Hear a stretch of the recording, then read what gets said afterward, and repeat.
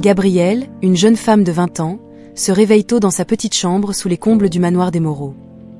Le soleil pointe encore à l'horizon, projetant des rayons doux à travers la seule fenêtre de sa chambre. Elle enfile son uniforme de femme de ménage et attache ses cheveux en une queue de cheval, prête pour une nouvelle journée de travail. Gabrielle est connue pour son dévouement et son talent en matière de nettoyage, des qualités qui lui ont valu le respect parmi les employés du manoir. En descendant les escaliers, Gabrielle passe devant l'impressionnante décoration du manoir. Tapis persans, œuvres d'art rares et meubles anciens qui respirent la richesse de la famille Moreau. Son cœur bat plus vite à l'idée de sa routine quotidienne, mais elle trouve du réconfort dans la familiarité de son travail. Dans la cuisine, elle retrouve Marie, la cuisinière du manoir, qui lui offre un sourire chaleureux. Bonjour, Gabrielle. Prête pour une autre journée ? Y demande Marie, pendant qu'elle coupe des légumes pour le petit déjeuner. Et toujours, Marie. Le travail n'attend pas, répond Gabrielle avec un sourire timide. Gabrielle attrape son seau et ses produits de nettoyage et commence par le hall principal, un endroit qui doit être impeccable pour les visites importantes que Alexandre Moreau, le maître de maison, reçoit souvent. Elle travaille en silence, concentrée sur sa tâche, lorsque la tranquillité est interrompue par l'entrée brusque d'Étienne Moreau. Étienne, le fils arrogant d'Alexandre, est connu pour son tempérament difficile. Il traverse le hall avec des pas lourds, visiblement irrité. En voyant Gabrielle, il fronce les sourcils et s'approche avec une expression de mépris. « Et Gabrielle, tu ne vois pas que tu es sur mon chemin ? Je t'ai déjà dit 1000 fois de ne pas nettoyer ici quand je passe. » crie Étienne, son visage tordu de colère. Gabrielle essaie de garder son calme et s'excuse, mais Étienne ne se calme pas. Il continue à l'humilier, augmentant le volume et gesticulant de manière menaçante. « Et tu n'apprends jamais, n'est-ce pas ? Une simple femme de ménage pensant qu'elle peut faire ce qu'elle veut, » y dit Étienne sarcastiquement. Avant que la situation ne puisse s'aggraver, la porte d'entrée s'ouvre et Alexandre Moreau entre dans le manoir. Il est rentré d'un voyage d'affaires plus tôt que prévu. En voyant la scène devant lui, Alexandre évalue rapidement la situation. « Que se passe-t-il ici ? » je demande Alexandre, sa voix ferme résonnant dans le hall. Étienne se retourne, surpris et un peu effrayé. « Et père, je... » commence Étienne, mais il est interrompu par Alexandre. « Ça suffit, Étienne. Je ne tolérerai pas ce genre de comportement dans ma maison, » eût dit Alexandre, regardant directement son fils avec désapprobation. Il s'approche alors de Gabrielle, qui est visiblement bouleversée, mais essaie de se reprendre. « Et tout va bien, Gabrielle ?» lui demande Alexandre, sa voix plus douce. Gabrielle acquiesce, essayant de cacher l'émotion dans ses yeux.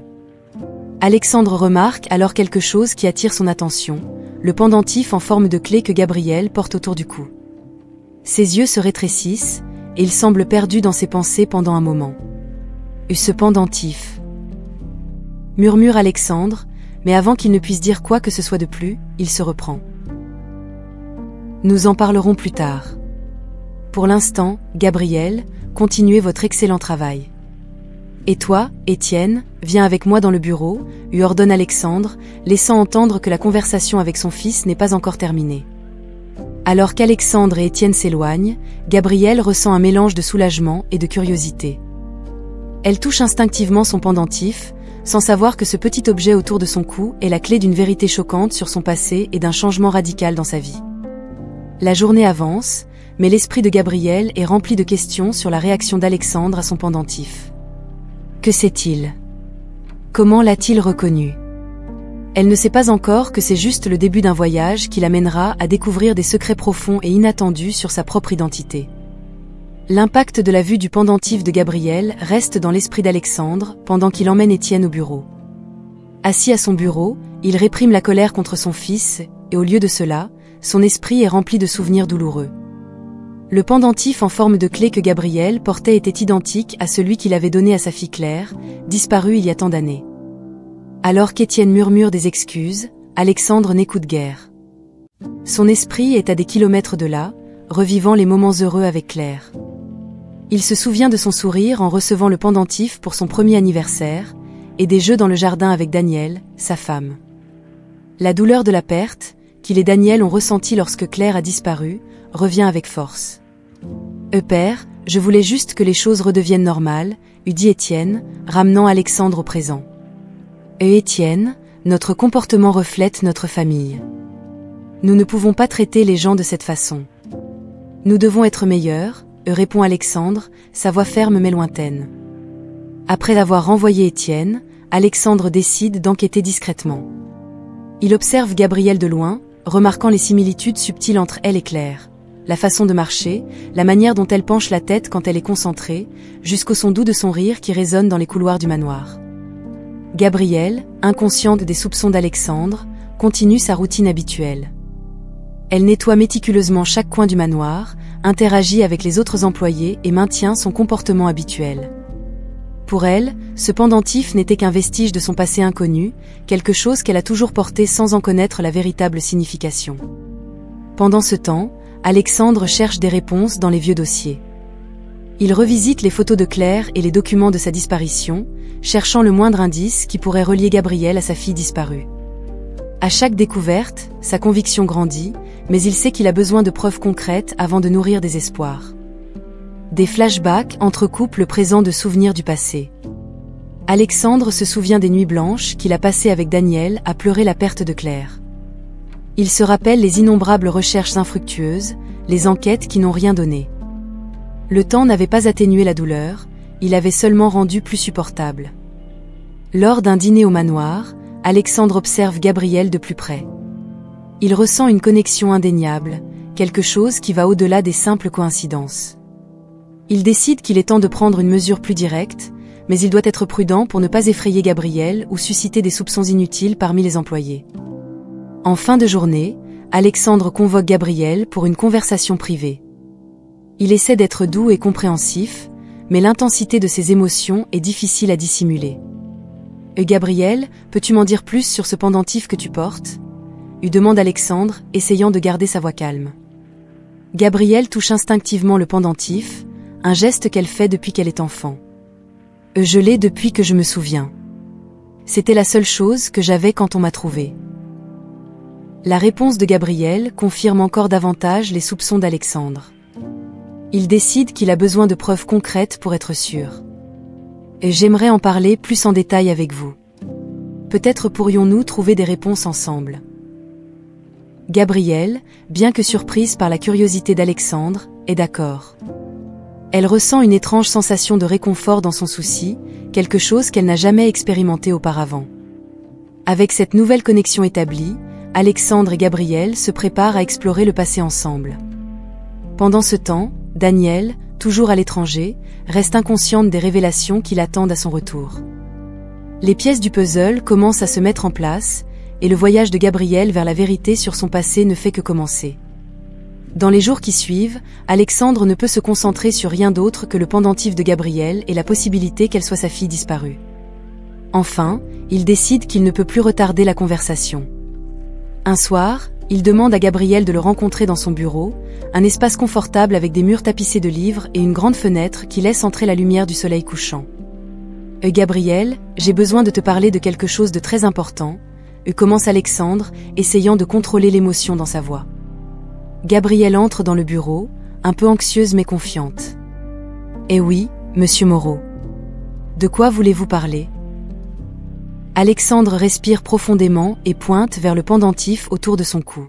« Ce pendentif, il est identique à celui que j'ai donné à ma fille Claire il y a de nombreuses années. Claire a disparu quand elle était toute petite. » Gabrielle sent un frisson lui parcourir l'échine. « Et disparu ? Comment est-ce possible ?» Alexandre lui raconte alors l'histoire en détail. Il parle de la façon dont lui et Daniel se sont rencontrés, sont tombés amoureux et ont eu Claire. Il se souvient du jour fatidique où, lors d'un voyage en train, il a été attaqué par des voleurs et jeté hors du train, tandis que Claire a été retrouvée seule à la gare de Chicago et emmenée dans un orphelinat. La douleur et le désespoir qu'il et Daniel ont ressenti en cherchant Claire sans succès étaient palpables dans sa voix. « Et nous avons cherché pendant des années, Gabrielle. Nous n'avons jamais cessé d'espérer retrouver notre fille, » eût dit Alexandre, les larmes aux yeux. « Et maintenant, tu apparais avec le même pendentif. Je crois que tu pourrais être ma fille. » Gabrielle est choquée et confuse. « Les mots d'Alexandre résonnent dans son esprit, apportant un tourbillon d'émotions. Je ne sais pas quoi dire. C'est beaucoup d'informations d'un coup. Je comprends, répond Alexandre doucement. Mais il y a un moyen d'en être sûr. Nous pouvons faire un test de paternité. Si tu es d'accord, nous pourrions découvrir la vérité. Gabriel, bien que toujours étourdi, voit la sincérité dans les yeux d'Alexandre. Je suis d'accord.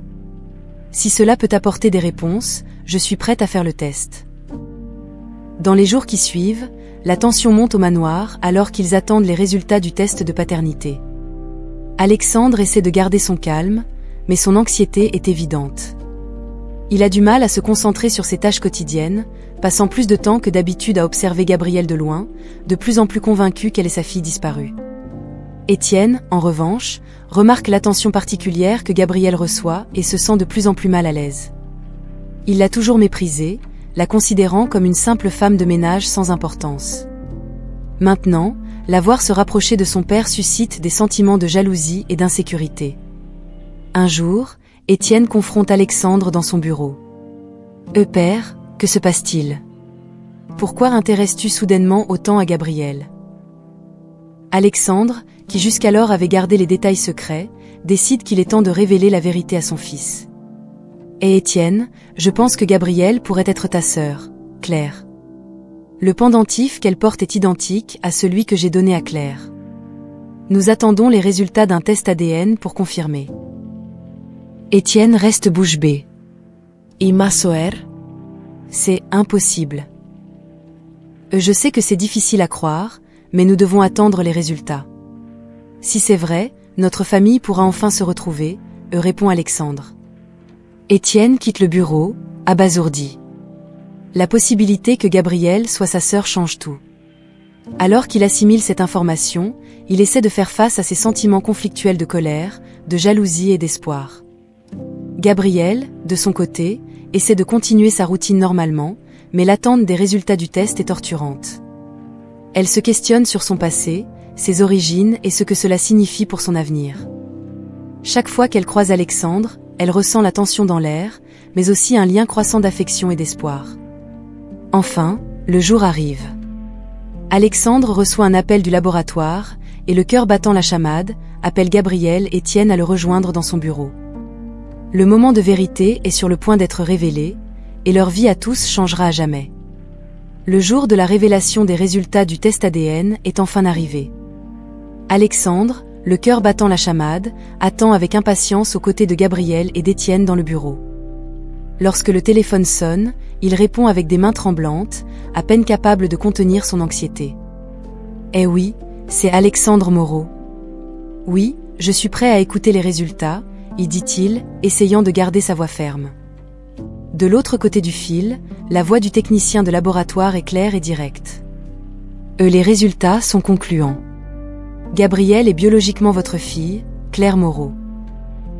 Alexandre ferme les yeux, laissant les larmes de joie et de soulagement couler sur son visage. Merci beaucoup, et dit-il avant de raccrocher. Il se tourne vers Gabrielle, maintenant officiellement Claire, avec un sourire radieux. Et Gabrielle, ou plutôt, Claire, tu es ma fille, y dit Alexandre, ouvrant les bras. Gabrielle, maintenant consciente de sa véritable identité, ressent une vague d'émotion la submerger. Elle se lève et court dans les bras d'Alexandre, tous deux pleurant de joie.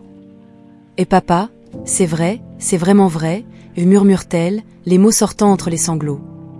Étienne, observant la scène, reste immobile. Bien qu'une partie de lui soit heureuse pour son père et pour Gabrielle, une autre partie se sent menacée.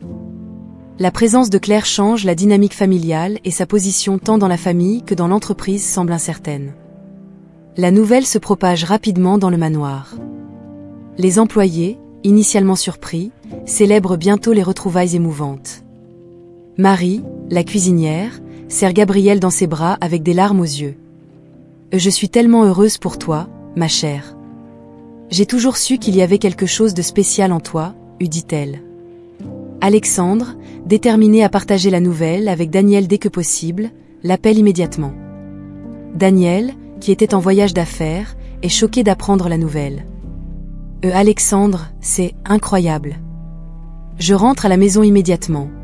Et dit-elle, la voix pleine d'émotion. En attendant l'arrivée de Daniel, Gabrielle lutte pour concilier sa nouvelle identité avec sa vie passée. La transformation de femme de ménage en héritière des Moreau est bouleversante. Elle se souvient de sa vie à l'orphelinat et du dur labeur qui l'a définie pendant tant d'années. Du jour au lendemain, elle devient Claire Moreau, la fille de l'une des familles les plus influentes de la ville. Les jours qui suivent sont un véritable tourbillon émotionnel et d'ajustement. Gabrielle commence à s'habituer au luxe et aux attentes de sa nouvelle vie. Alexandre fait tout son possible pour faciliter cette transition en lui faisant découvrir la demeure, les rouages de l'entreprise et en l'introduisant auprès des amis de la famille. Cependant, Étienne se sent de plus en plus déplacé. La présence de Claire menace sa position au sein de l'entreprise et de la famille. Il avait toujours cru qu'il hériterait du contrôle des affaires d'Alexandre, mais maintenant Claire semble être la favorite. L'insécurité et la jalousie commencent à miner sa relation avec son père et avec Claire. Enfin, Daniel rentre à la maison. Les retrouvailles entre mère et fille sont encore plus émouvantes. Daniel serre Claire si fort qu'elle semble ne jamais vouloir la lâcher. Ma chère Claire, je n'ai jamais cessé de te chercher, dit Daniel, les larmes coulant sur son visage. Claire ressent une connexion immédiate avec Daniel, quelque chose qu'elle n'a jamais expérimenté auparavant. Maman, je suis tellement heureuse d'être de retour, répond-elle, ressentant un soulagement profond. Les jours suivants sont faits de célébration et d'adaptation. Claire commence à en apprendre davantage sur l'entreprise familiale et ses responsabilités. Cependant, elle remarque également la tension croissante avec Étienne. Il devient de plus en plus distant et froid, et Claire sent qu'elle doit trouver un moyen de se connecter avec lui. Pendant ce temps, Alexandre et Daniel font tout leur possible pour soutenir Claire et aider Étienne à faire face au changement. Ils savent que le chemin vers une véritable unité familiale sera semé d'embûches, mais ils sont déterminés à surmonter tous les obstacles ensemble. Le chapitre se termine par la famille Moreau réunie pour un dîner spécial, symbolisant un nouveau départ.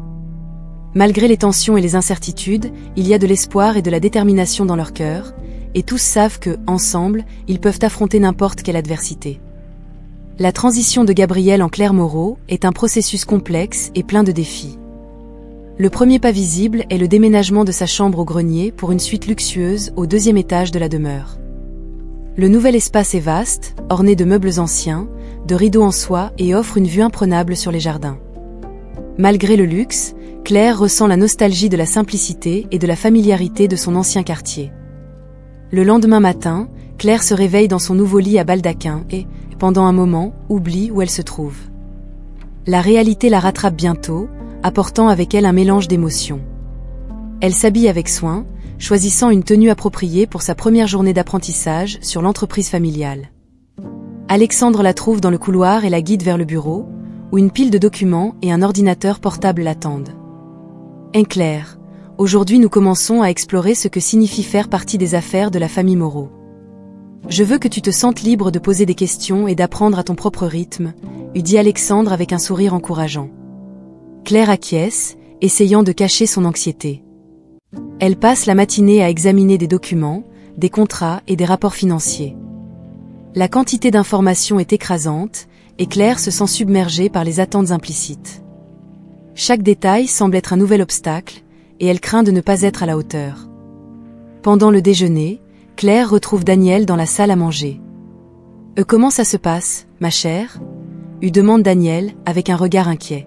« Il y a tellement de choses à apprendre, maman. » « J'essaie, mais j'ai l'impression de ne jamais pouvoir tout absorber, répond Claire, la frustration évidente dans sa voix. « Et tu es plus forte que tu ne le penses. Donne-toi du temps pour t'adapter. Nous sommes tous là pour t'aider, » dit Daniel, serrant doucement la main de Claire. Cependant, le plus grand défi de Claire reste Étienne. Il l'évite autant que possible, et quand ils sont ensemble, ses paroles sont froides et distantes. Un après-midi, en passant devant le bureau d'Étienne, Claire décide d'essayer une approche directe. « Étienne, est-ce qu'on peut parler ?» demande Claire, en frappant doucement à la porte ouverte. Étienne lève les yeux de son travail, clairement irrité. « Je suis occupée, Claire. Qu'est-ce que tu veux ? Je voulais juste comprendre pourquoi tu es si hostile avec moi. » Nous sommes frères et sœurs et nous devrions nous soutenir, répond Claire, essayant de rester calme. Étienne soupire exaspéré. Et tu es juste arrivé et tu as tout changé. Toute ma vie, je me suis préparée à prendre la direction de l'entreprise, et maintenant tu es là, recevant toute l'attention et les privilèges. Je ne veux rien te prendre, Étienne. Je veux juste trouver ma place dans cette famille, dit Claire, la tristesse dans sa voix. Étienne ne répond pas, reportant son attention sur les documents devant lui. Claire quitte le bureau, se sentant encore plus isolée. Dans les jours qui suivent, Claire commence à passer plus de temps avec Alexandre. Il l'emmène à des réunions, la présente à des partenaires commerciaux et lui explique les aspects complexes de la gestion de l'entreprise. Chaque petite victoire, comprendre un rapport financier, faire une suggestion utile, est célébrée par Alexandre, qui s'efforce de renforcer la confiance de Claire. Un soir, alors qu'il révise des documents dans le bureau, Alexandre regarde Claire avec fierté. « Tu te débrouilles très bien, Claire. Je sais que ce n'est pas facile, mais je suis là pour t'aider à chaque étape du chemin. » Claire sourit, ressentant une chaleur réconfortante. « Et merci, papa. Ton soutien signifie beaucoup pour moi. » La présence constante d'Alexandre et de Daniel aide Claire à se sentir plus sûre d'elle et confiante. Cependant, la tension avec Étienne reste un poids constant. Claire sait qu'elle aura besoin de temps et de patience pour construire une relation avec lui. Alors que les jours se transforment en semaines, Claire commence à trouver son rythme. Elle participe à plus de réunions, propose des idées novatrices et gagne le respect de nombreux employés. Pourtant, l'équilibre délicat entre sa vie passée et sa nouvelle identité reste un défi quotidien. Claire regarde par la fenêtre de sa luxueuse chambre, réfléchissant au chemin difficile qu'elle a parcouru et à ce qui l'attend encore. Elle est déterminée à trouver sa place dans la famille Moreau, non seulement en tant que fille perdue, mais aussi en tant que femme forte et capable, prête à affronter tous les défis. Alors que Claire s'adapte à sa nouvelle vie, la tension entre elle et Étienne continue de croître. Chaque interaction entre les deux semble nourrir encore plus le ressentiment d'Étienne. Il voit Claire comme une menace directe pour son avenir dans l'entreprise et est déterminé à protéger sa position à tout prix. Un jour, Étienne découvre que Claire travaille sur une présentation importante pour un nouveau client. Voyant une opportunité de miner sa crédibilité, il entre furtivement dans son bureau pendant la nuit et modifie quelques informations critiques dans le document. Cependant, Claire, maintenant plus confiante et attentive, révise la présentation le matin et remarque les erreurs. « Ça n'était pas là hier soir », murmure Claire pour elle-même, fronçant les sourcils. Immédiatement, elle corrige les données et se prépare pour la réunion avec le client. Lors de la réunion, Claire expose ses idées avec clarté et confiance, gagnant l'admiration du client et d'Alexandre, qui observe tout de près. À la fin de la réunion, Alexandre s'approche de Claire. « Et excellent travail, Claire. Tu t'en es très bien sortie, le félicite-t-il, son orgueil évident. Et merci, papa.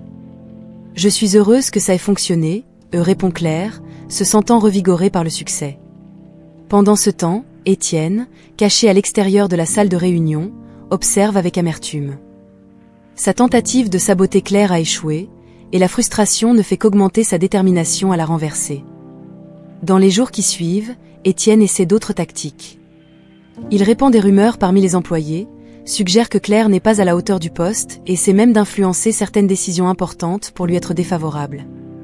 Cependant, chaque tentative est contrecarrée par le soutien indéfectible d'Alexandre et de Daniel, qui font un point d'insister sur les qualités et les réalisations de Claire. « J'ai entendu des choses étranges à ton sujet, Claire. Des rumeurs qui ne semblent pas vraies, dit Marie, la cuisinière, lors d'un déjeuner. » Claire soupire, réalisant le jeu d'Étienne. « Étienne essaie de miner ma crédibilité, Marie. Mais je ne le laisserai pas me démolir. Et tu as le soutien de tout le monde ici. Nous savons qui tu es vraiment, dit Marie, offrant un sourire encourageant. La détermination de Claire et son talent naturel commencent à gagner le respect des employés. Ils voient en elle une dirigeante juste et compétente, quelqu'un qui se soucie vraiment du bien-être de l'entreprise et de ses employés. Ses idées novatrices et son approche collaborative commencent à faire une réelle différence, insufflant un nouvel élan à l'entreprise. Malgré les succès, l'ombre du passé plane toujours sur la famille Moreau. Des secrets non résolus et des souvenirs douloureux continuent de surgir, causant de la tension. Alexandre et Daniel discutent souvent de la manière de gérer la présence croissante de Claire et des sentiments d'exclusion d'Étienne. Et nous devons trouver un moyen d'inclure Étienne. Il se sent délaissé, lui dit Daniel un soir, alors qu'ils discutent dans le salon. Je sais, mais il doit comprendre que Claire n'est pas ici pour lui prendre quoi que ce soit. Nous sommes tous dans le même bateau, répond Alexandre, préoccupé. Les conflits internes atteignent leur paroxysme lorsqu'Étienne, dans un accès de colère, confronte Claire directement au bureau. Et tu crois que tu peux simplement arriver et prendre tout ce qui est à moi? Tu ne sais rien sur cette entreprise, sur cette famille, crie Étienne, ses paroles empoisonnées. Claire, bien que blessée, garde son calme. Et Étienne, je ne veux rien te prendre. Je veux juste trouver ma place ici et contribuer au succès de la famille. Et mensonge. Tu veux tout pour toi, accuse Étienne, avant de partir abruptement. L'explosion d'Étienne laisse Claire secouée, mais aussi plus déterminée que jamais à prouver sa valeur et à construire une relation avec son frère. Elle sait que la réconciliation ne sera pas facile, mais elle est prête à se battre pour cela. Alors que la tension interne augmente, des secrets du passé commencent à émerger, suggérant qu'il y a plus dans l'histoire de la famille Moreau que tous n'imaginent. Claire regarde un vieil album photo de famille, essayant de trouver des indices sur les mystères qui restent encore cachés. Et là sait que pour vraiment s'intégrer à la famille et aider l'entreprise à prospérer, elle devra affronter ses secrets de front, peu importe à quel point ils peuvent être douloureux. La tranquillité dans la demeure Moreau est brusquement interrompue lorsqu'une lettre mystérieuse arrive à la porte. L'enveloppe, sans expéditeur, est trouvée par l'un des employés et rapidement remise à Alexandre. Curieux et quelque peu appréhensif, Alexandre ouvre la lettre, révélant son contenu perturbant. Et au Moreau, il commence la lettre. Les voleurs qui ont attaqué Alexandre il y a des années ont été engagés par Pierre Laurent. Ils voulaient détruire votre famille et vos affaires. La menace persiste toujours. Alexandre sent un frisson lui parcourir l'échine. Pierre Laurent était un ancien rival commercial, connu pour ses pratiques peu scrupuleuses. La possibilité qu'il soit derrière l'attaque qui avait failli détruire sa famille et la menace persistante est alarmante. Il appelle immédiatement Claire, Daniel et Étienne au bureau pour discuter de la lettre. J'ai reçu cette lettre aujourd'hui, il dit Alexandre, remettant le papier à Daniel. Et il semble que l'attaque ait été orchestrée par Pierre Laurent. Daniel lit la lettre, son visage pâlit. Et c'est terrible, Alexandre. Nous devons découvrir la vérité et nous protéger. Étienne, encore ressentiment, lit la lettre avec scepticisme. Comment savons-nous que ce n'est pas juste une tentative pour nous effrayer? Laurent a toujours été un rival, mais cela semble extrême. Claire, déterminée à protéger sa famille, ressent un nouvel élan d'action. Et s'il y a une chance que cela soit vrai, nous devons enquêter. Nous ne pouvons pas ignorer une menace comme celle-ci. Avec la famille unie autour de cette nouvelle mission, Claire décide de commencer sa propre enquête sur le passé de Laurent. Elle passe des heures à la bibliothèque, recherchant d'anciens articles de journaux, des documents d'entreprise et des registres publics. Chaque nouvelle découverte peint un tableau plus sombre du rival de son père. Pendant ses recherches, Claire trouve plusieurs références à des litiges commerciaux entre les Moreau et Laurent, dont beaucoup étaient intensément compétitifs. Elle découvre également que Laurent avait la réputation d'utiliser des moyens peu orthodoxes pour éliminer ses concurrents. Il a toujours été dans l'ombre des Moreau, essayant de nous abattre, dit Alexandre, réfléchissant au passé. Mais s'il est vraiment derrière l'attaque, cela va au-delà de la rivalité commerciale. C'est personnel. Déterminée à trouver des preuves plus concrètes, Claire décide de rendre visite à quelques anciens employés et partenaires commerciaux de Laurent. Elle prend des contacts et organise des réunions discrètes, toujours accompagnée d'un garde du corps, consciente du danger potentiel. Lors d'une de ces réunions, Claire discute avec Jacques, un ancien employé de Laurent. Jacques, vous avez travaillé pour Pierre Laurent pendant de nombreuses années. Que pouvez-vous me dire à son sujet? Jacques, initialement réticent, finit par céder à l'insistance de Claire. Laurent était un homme impitoyable. Il n'acceptait pas la défaite et ferait tout pour gagner. J'ai entendu des rumeurs selon lesquelles il avait des contacts dans le monde souterrain, des gens qui faisaient le sale boulot pour lui. Cette révélation confirme les soupçons de Claire. Alors, il est possible qu'il ait orchestré l'attaque contre mon père. C'est plus que possible, répond Jacques. Il parlait de détruire la famille Moreau avec une intensité effrayante. J'ai toujours pensé que ce n'était que des paroles, mais maintenant je n'en suis pas si sûre. Claire retourne au manoir avec ses informations, déterminée à avancer. La famille Moreau se réunit à nouveau pour discuter des prochaines étapes. Alexandre décide d'impliquer la police, fournissant toutes les preuves que Claire a rassemblées. Nous ne pouvons pas faire ça seuls, il dit Alexandre. Nous avons besoin des autorités pour assurer notre sécurité et enquêter sérieusement sur Laurent. Alors que l'enquête policière démarre, la tension au manoir monte. Claire poursuit ses recherches, résolue à découvrir toutes les connexions de Laurent. Elle sait que la menace ne disparaîtra pas facilement et que protéger sa famille exigera détermination et courage. Au fil des jours, la présence de Laurent devient une ombre constante sur la famille. Ils renforcent la sécurité au manoir et prennent des précautions supplémentaires dans leur quotidien. Claire, malgré la tension, sent une nouvelle détermination éclore en elle. Elle ne permettra pas que sa famille soit détruite à nouveau. Claire revisite les documents dans le bureau, déterminée à découvrir plus de secrets sur Laurent. Elle sait que la vérité est à portée de main, et la sécurité de sa famille dépend de sa capacité à la dévoiler. Les pièces du puzzle commencent à se mettre en place, et Claire est prête à affronter tous les défis à venir. L'enquête sur Pierre Laurent prend de l'ampleur alors que Claire et Alexandre plongent plus profondément dans le passé du rival. Déterminés à trouver toutes les pièces du puzzle, ils commencent à contacter d'anciens employés et partenaires commerciaux de Laurent, espérant découvrir quelque chose qui pourrait dévoiler ses sinistres desseins.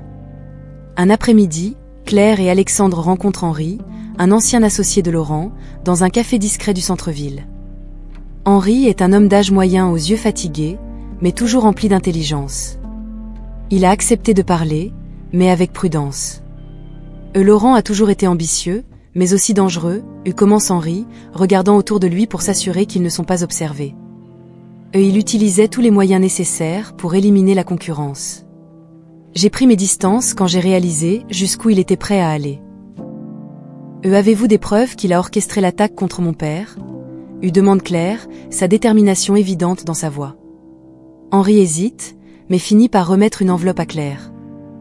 Ces documents sont des copies de correspondances anciennes. Il ne mentionne pas directement l'attaque, mais indique que Laurent prévoyait quelque chose de gros contre votre famille. Alexandre remercie Henri, et ils se séparent.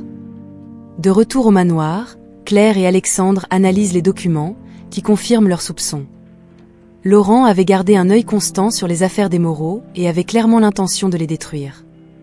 Alors qu'ils poursuivent l'enquête, Claire décide de visiter l'orphelinat où elle a grandi, dans l'espoir de trouver un lien avec Laurent. Elle pense qu'il peut y avoir quelque chose dans son passé qui explique son obsession pour sa famille. À l'orphelinat, elle parle avec la directrice, Madame Dubois, une femme âgée au regard bienveillant et à la mémoire vive. Et Madame Dubois, vous vous souvenez de quelqu'un nommé Pierre Laurent ?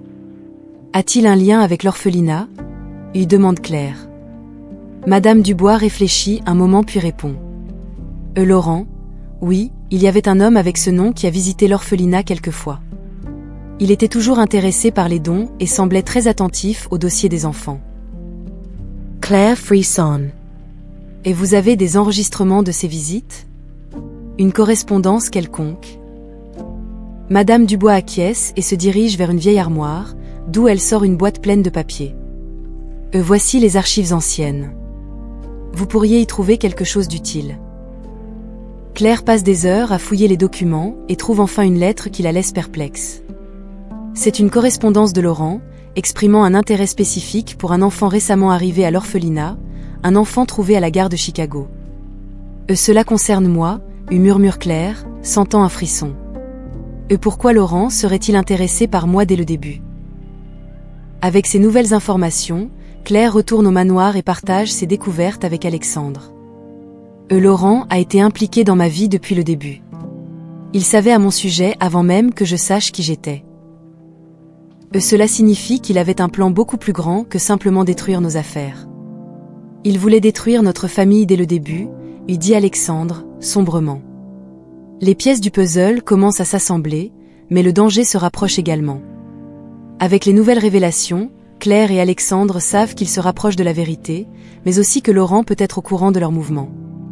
La sécurité au manoir est renforcée, et ils prennent des précautions supplémentaires.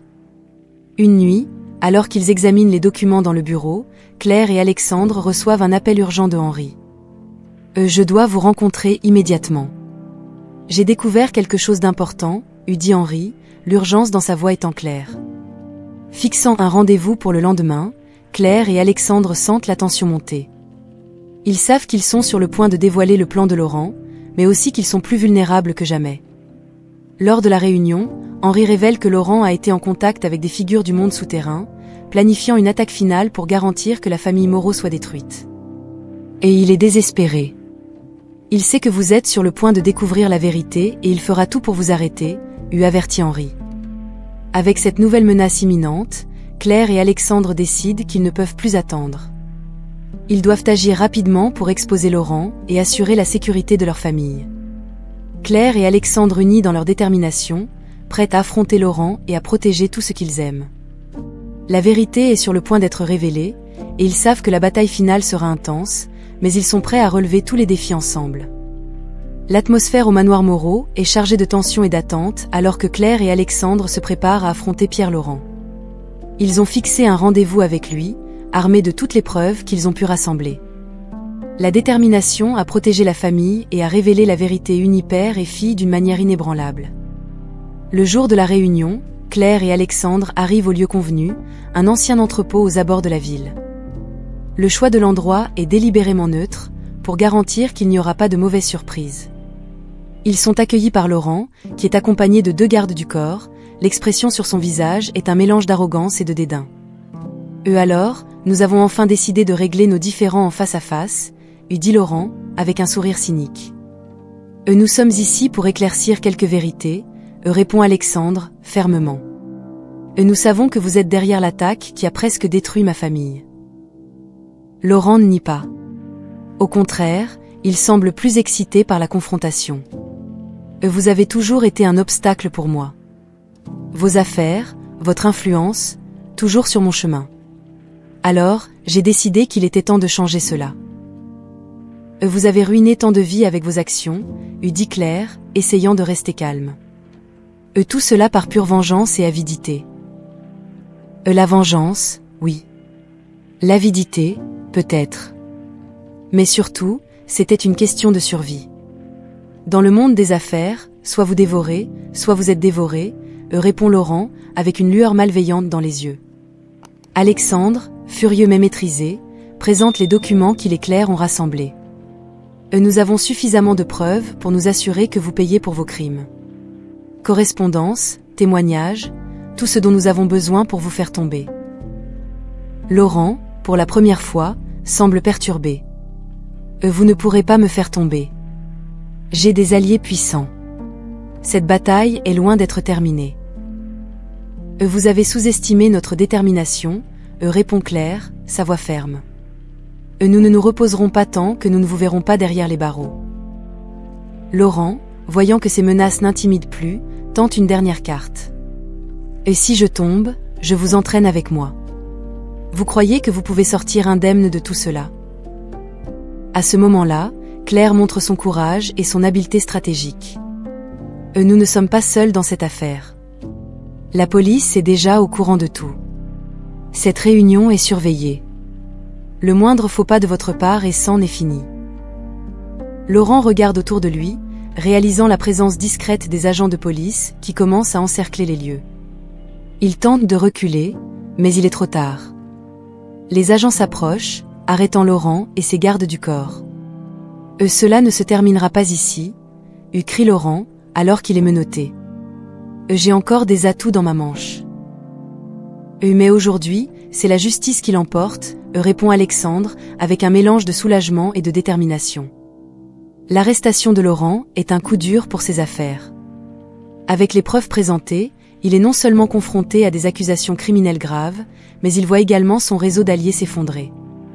L'influence des Moreau dans le secteur des affaires se renforce encore avec la chute de Laurent. De retour au manoir, la famille Moreau se réunit pour célébrer la victoire. Daniel, Étienne, Claire et Alexandre trinquent au courage et à l'unité qui les ont menés jusqu'ici. Claire, en particulier, ressent un profond sentiment d'accomplissement. Elle n'a pas seulement protégé sa famille, mais elle a également prouvé sa valeur et sa force. Je suis fière de toi, Claire, lui dit Alexandre, les larmes aux yeux. Tu as montré un courage que j'ignorais même. Je n'ai fait que ce qui devait être fait, papa. Nous sommes une famille. Et rien ne nous séparera à nouveau, répond Claire, avec un sourire confiant. Étienne, toujours aux prises avec ses propres conflits internes, s'approche enfin de Claire.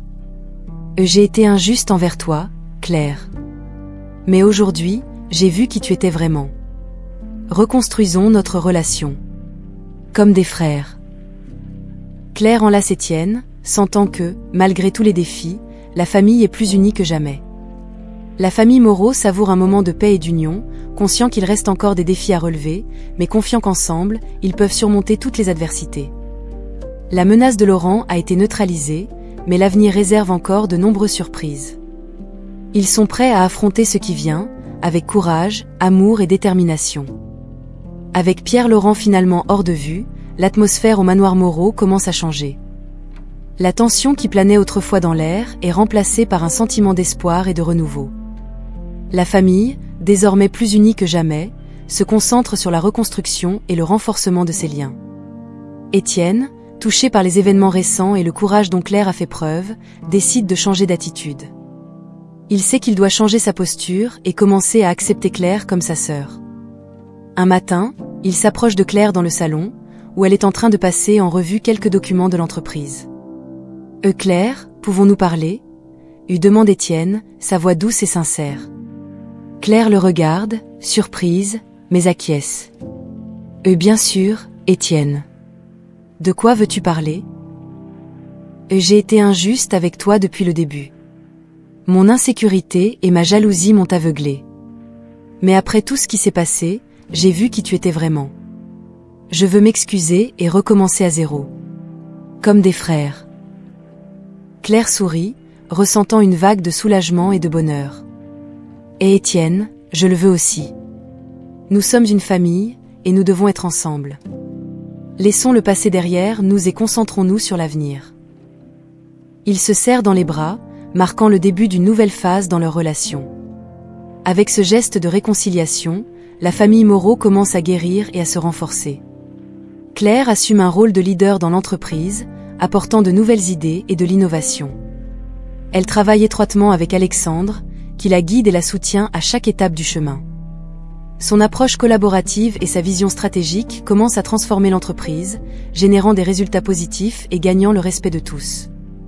Daniel, observant les changements, ressent une profonde fierté pour sa fille et la famille qu'ils construisent ensemble. Elle soutient Claire dans ses nouvelles responsabilités et veille à ce que tout le monde au manoir ressente l'amour et la sécurité qu'ils chérissent tant.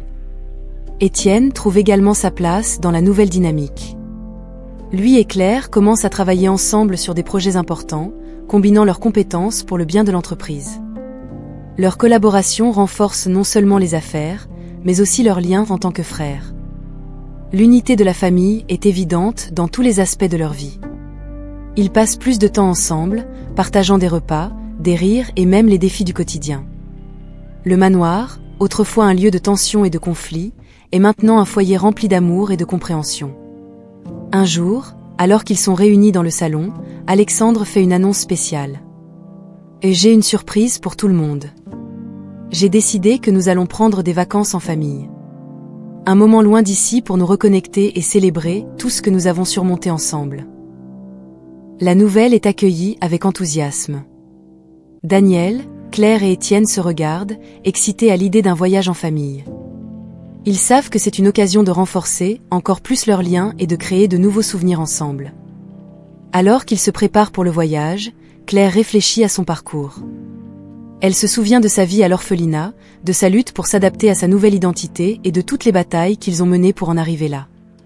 Ressentant un profond sentiment de gratitude et d'accomplissement, elle sait que le voyage n'est pas encore terminé, mais elle est confiante que, avec sa famille à ses côtés, ils peuvent affronter tous les défis. Le jour du départ arrive et la famille Moreau se rassemble dans le jardin du manoir, prête à embarquer dans son aventure. Ils échangent des sourires et des étreintes, ressentant la force de l'unité qu'ils ont construite. « Nous sommes prêts ?» demande Alexandre, regardant sa famille avec fierté. « Plus que prêts ?» répond Claire, tenant la main d'Étienne et de Daniel. Alors que la famille s'éloigne du manoir, ils savent qu'ils laissent derrière eux un chapitre difficile, mais qu'ils commencent aussi un nouveau plein de possibilités.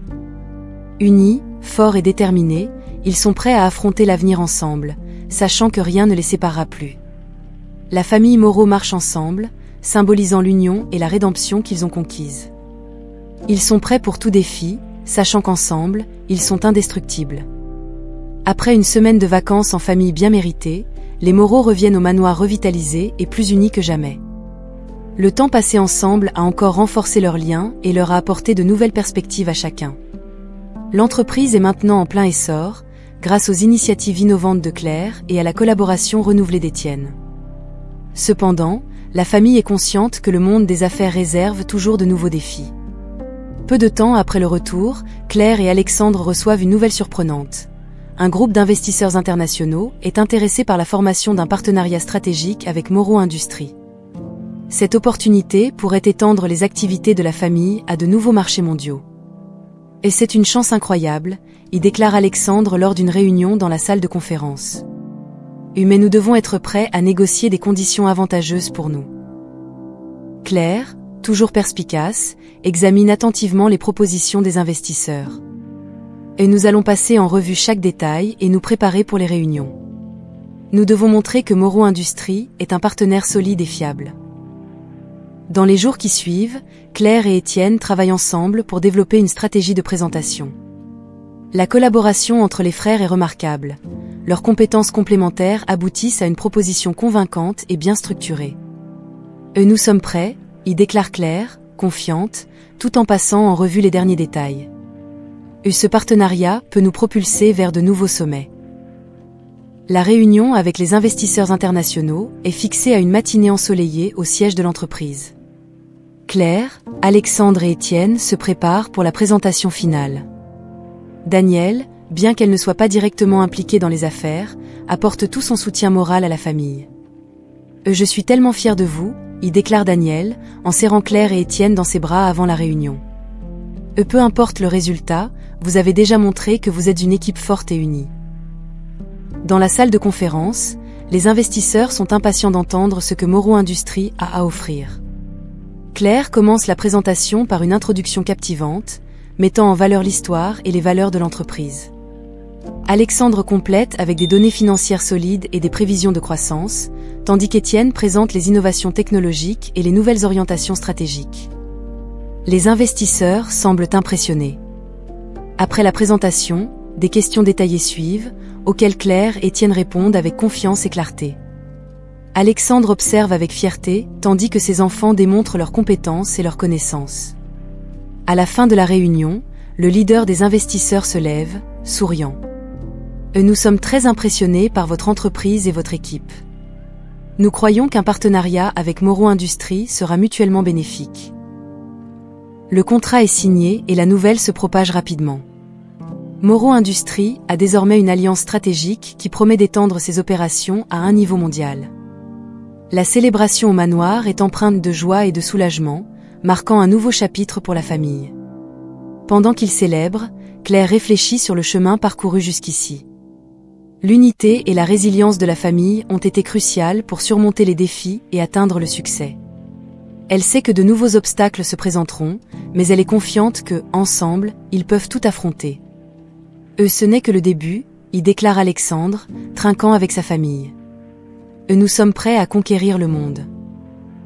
Claire sourit, tenant la main d'Étienne et de Daniel. Ensemble, nous sommes invincibles. Le chapitre se termine avec la famille Moreau regardant vers l'avenir avec optimisme et détermination.